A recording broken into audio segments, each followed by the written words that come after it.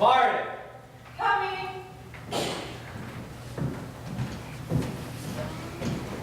He's not home. No, but your friend is inside. Oh, this house is cold. You need a stove. Perhaps I better draw one on the wall. One of our big Russian cats. Ah, turn it off. Greetings. Good evening. The servant tells me that the prince is not here. No. I've spent the time writing up a summary of our accounts, and it's not a pleasant picture.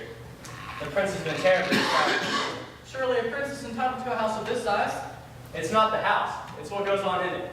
Look at all these crates filled with expensive furniture. He's used to living with beautiful things. His house in the Kremlin was Goliath. The Soviets turned it into an orphan's asylum. Do you know why his club is here tonight? No. He merely said he wanted us here at 10 o'clock. It's now nearly 11. He loves to be mysterious. Perhaps he's come on to somewhere about that girl.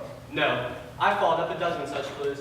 Do you think there ever was a girl who told those nurses that she was the Tsar's daughter? Are you suggesting His Excellency lied to us, his partners?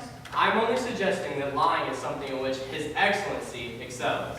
Yes, but the story was perfectly convincing. And it happened just at the time of the rumors that Anastasia's miraculous escape were flying about the Russian colonies. The timing of her appearance was, as you say, excellent. Her disappearance, however, when known that the prince had seen her, not quite so fortunate. Sergei, look after the lady. Give her anything she wants. Good evening, comrades. If that term doesn't grate so unpleasantly on your white Russian ears. Good evening, Excellency. I'm sorry to have kept you waiting. I had an adventure.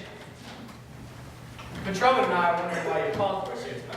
Do you feel a strange warmth at the back of your necks? It's maybe the hot breath of disaster. Gentlemen, we have run into trouble. Trouble? What sort of trouble? Some of our subscribers have got together.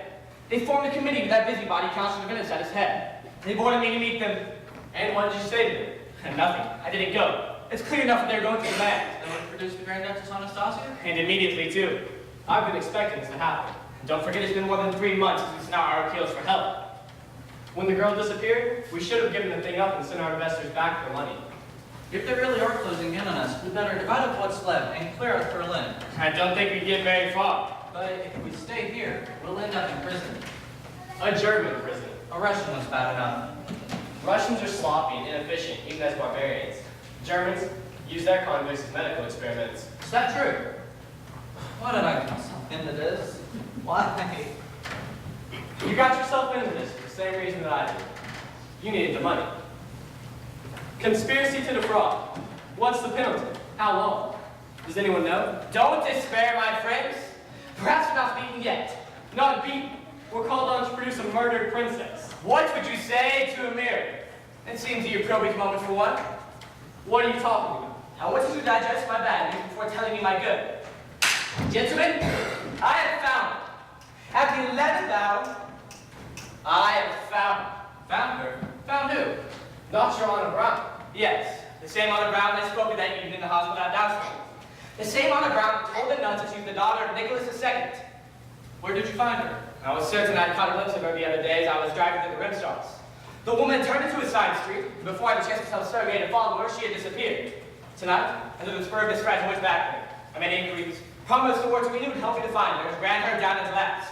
Where do you think? Where? On one of the bridges that crosses the Landmark Canal. I had a notion she was thinking of throwing herself into it. But why? Ill, out of her cast Did on. she explain why she ran away after you helped promise find her family? I'm afraid she didn't trust me. I don't think she does now. If she's as unconvincing as that, what makes you think Germanis and his friends will accept her? It's not for nothing that those nuns had faith in her story. You see, there are certain features about her. Has she got anything to back it up with? Papers? Family heirlooms? Nothing, and she's not backing it up. But if she denies it herself, She'll come back to it. She's a bit unbalanced. Her story today is she doesn't even know who she is. And I dare say that's true. An amnesiac. That certainly at times prey to all sorts of bizarre fancies. In her base state, however, she's all the more ready to receive pressures. I'll make her play a little charade. and if she can't play, If she makes a mess of it, we can still point a finger at her. She's the guilty one. We are only her poor, innocent dupes whom she deceived of her lives. That way, she may save us from a charge of fraud. and this time we're to be taken to see the girl? Of course, we're going to see her. What do you say? How shall we have her now? You mean to say she's here? In the servants' hall with Sergei standing guard. I told him to get her some food. She seemed badly in need of it. Sergei, bring the girl in here. Yes, Excellency. Let's be cautious. Don't speak to her in Russian. She says she doesn't understand it. That makes it impossible. It's a lie. She has a definite Slavic accent. Don't worry, I'll break her down. I remember hearing tales of your primitive tactics, but Berlin isn't Russia. If I should fail, we'll have to picture this some crazy quirk. A defensive reaction born of her long undercover journey. You think they'll swallow that? What is? Yes, come in, Fraulein. I want you to meet my friend. Take a seat. Would you like some tea? Thank you. When you and I spoke just now, I promised you employment. These two associates of mine wish to determine how well you fit our requirements. To begin with, the eyes. The eyes are right. Where was it we saw the eyes of the other? It was in Notre Dame, Kazan, in 1950. We were being driven back by Hindenburg. She went to the church to pray with her mother, and they placed 2 candles for the big icon. Blue eyes? Blue-gray, with the 2 candle flames like a pair of golden dots. And just now, when I held the candle to this one, I saw the same exact thing. Very few eyes can pick up on a reflection like that. I am an artist. I know what I'm talking about. What about the mouth? All wrong. Drawn taunt mouth. Her smiled easily. Even at the solemn moment, she smiled. Her teeth, beautifully even, white and shining. And Pyotr, let me suggest that a mouth that smiled readily might not smile so much after what she would have gone through. And the height? Doesn't seem right to me. The last time she reviewed our regiment, I remember as I held her stirrup to mount, the river Kilpack is on the level of my eye. Stand up. What did you say? I said stand up.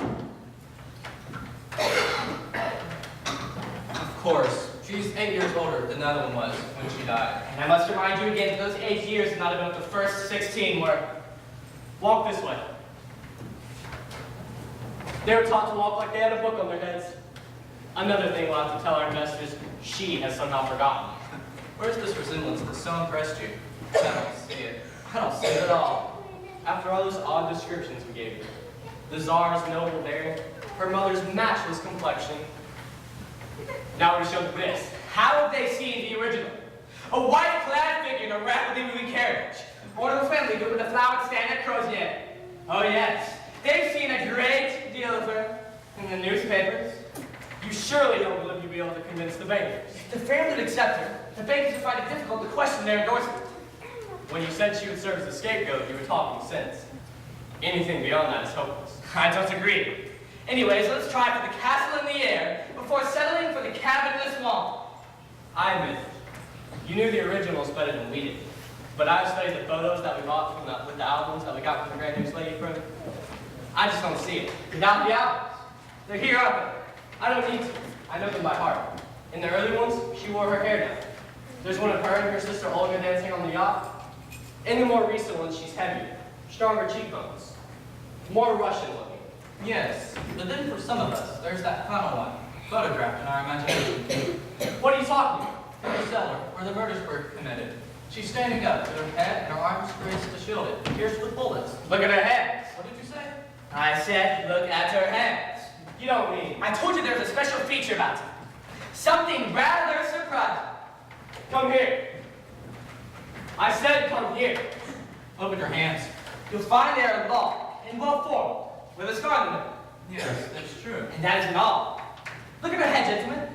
The left temple, a long narrow depression. The path of a bullet. Of course, it may be something more prosaic. A childhood accident, or rather bad one caused a fracture. What is the scar? Is it from a bullet? Tell us. I don't remember. You don't remember how you got a scar like that? Of course you do. You're lying. There are many things I have forgotten. What are you going to say if they ask to see her immediately? Yes, it will take time to teach her. Time. I should think so. Weeks, months, years. I shall say we've had her sent to a private sanitarium in Switzerland, which specializes in psychopathic amnesia. Look, it draws her like a magnet. Fraulein, turn around. Standing against the wall. Put your arms out like this. She fits your figure exactly. I drew from the records kept by the dressmaker. She's certainly the right height. That crown might be resting on her head. Let me go! What's the matter? Are you an epileptic? Come here, there's nothing holding you. You know who it is. It's yourself, Princess.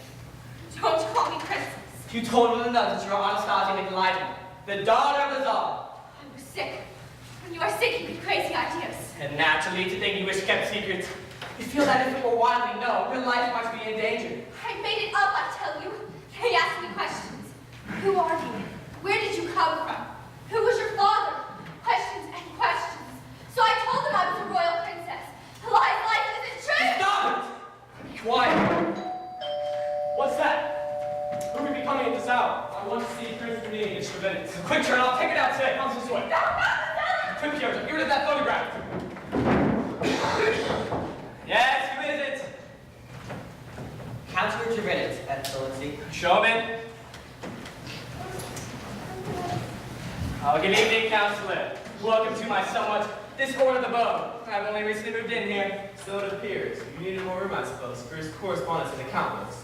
The Anastasia Enterprise is prospering. Enterprise? Is this one of your partners? My friend Petrovin, the artist. Artist, eh? And I take it this is some of your work? Yes, we were planning to have it reproduced for propaganda purposes. I noticed the face is missing. It seems the close-up for you, but not their owner. Her Imperial Highness has not been well enough to pose. It's evident your fortunes have improved, friends. It was not long ago that I saw you driving a taxi. Now I see you riding about in a handsome car and giving expensive luncheon parties at the Adlin. I'm conducting certain negotiations in the interest of the Grand Duchess. Negotiations that will ultimately be of importance to you and the other investors. The investors, as you call them, have lost their patience. Some of us have asked you from time to time to produce evidence that the Princess Anastasia really does exist and is in your care. We have been put off with bigger prize and equally big photographs. I have explained that the princess is still very ill. Her doctors insist on isolation, rest, and absolute quiet. My committee wishes to speak with the doctors. I am sorry, but her highness is in a private sanitarium in Switzerland. I, for one, am ready to make the journey immediately. My friends and I have been discussing the advisability of bringing the Grand Duchess here to Berlin.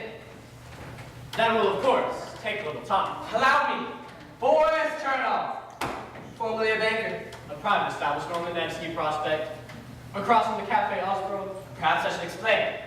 These are the two gentlemen who aided to rescue the princess. A rescue from whom? And from where? Bucharest. Bucharest. Really? Yes, she's in hiding. Afraid to tell anyone who she was. Afraid to even admit that she was Russian. But Yvonne's execution provided standard identification. She has a scar of a bullet wound along the left side of her head. And another bullet, or possibly that same one, has pierced the palm of both hands. And why, may I ask, did you not come to the Russian club this afternoon and tell us all this? Because I found the peremptory tone in which you summoned me We insulting. had good reason to adopt such a tone. We are convinced that we are being made victims of a hoax. So you think all I've been telling you is a pack of lies? I think we are fools to ever have believed otherwise. The assassination took place in 1918. This is 1926.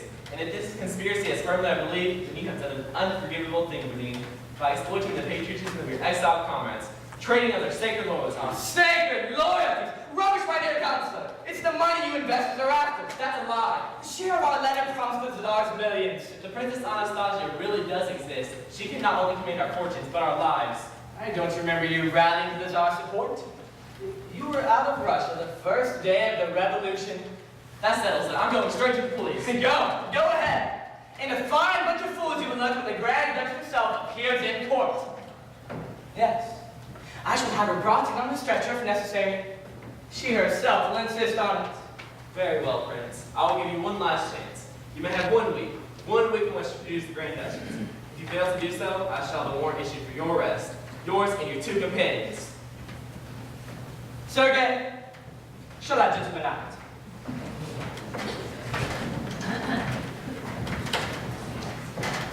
1 week. Makes you sweat, does it? It's easy to see, Chernoff, you've never been shot at.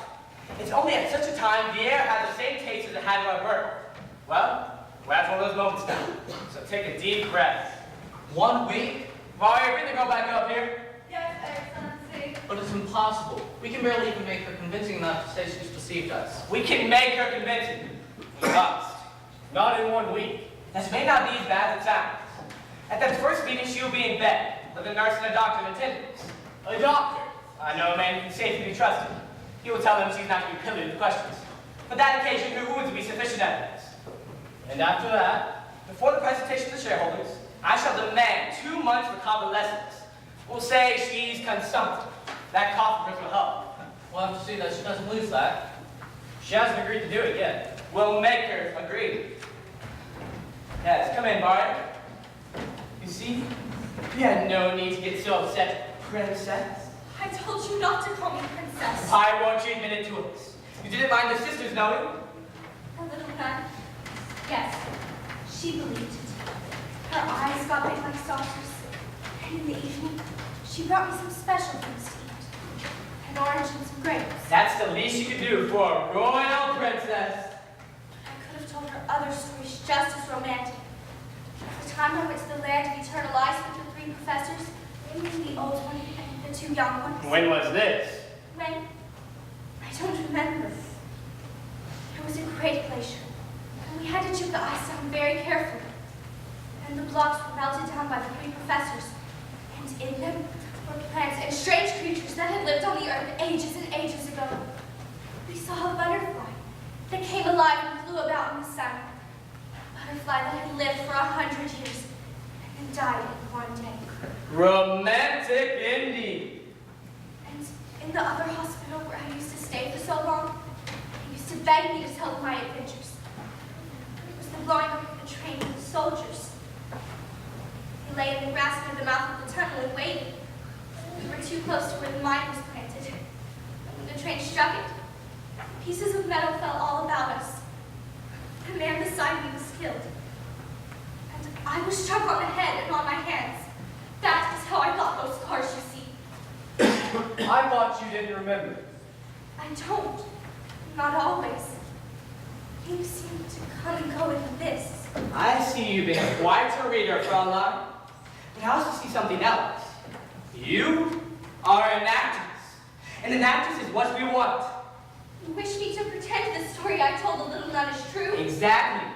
You found it and paid to tell it to her. You got an orange and some grapes. Tell it for us, and you'll get more. Far, far more. The little nun was simple and trusting. Yes. But the people you are to meet will not be as easy to fool as your little nun. You are to meet friends and members of the family. The family, they won't accept me. They will remember the princess as she was. They'll say I'm lying. Even if they think you're lying, they may still accept you. Why? Why should they? You may well be the key that will unlock doors to them. The doors of balls. The Tsar deposited money abroad in an effort to provide for his children. 10 million pounds.